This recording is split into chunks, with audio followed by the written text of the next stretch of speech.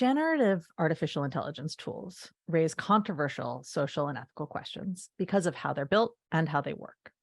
When you're evaluating whether and how to use these tools, it's important to reflect on at least four issues: accuracy of the tools, copyright and labor issues, bias stemming from how the tool was trained, and finally, privacy and security.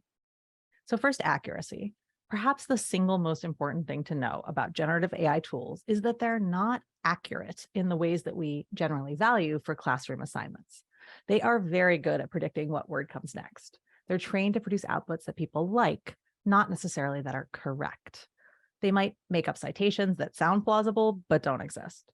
You can prompt them to have conversations about nonsensical topics. If you rely on generative AI tools for knowledge or facts, you risk getting things flat out wrong. It is really, really important to verify the outputs of anything you generate from a chatbot. Next, copyright and labor. Generative AI tools are trained on text and images that were created through significant human effort and creativity.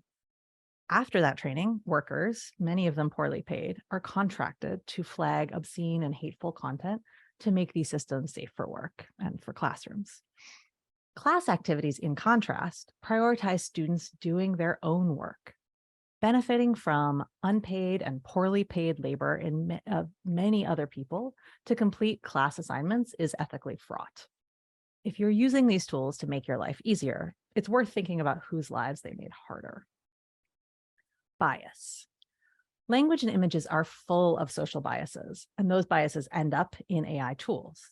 For example, current image generation models struggle to generate images of people with visible disabilities, such as people who use wheelchairs, because of a lack of representation in the data used to train those tools.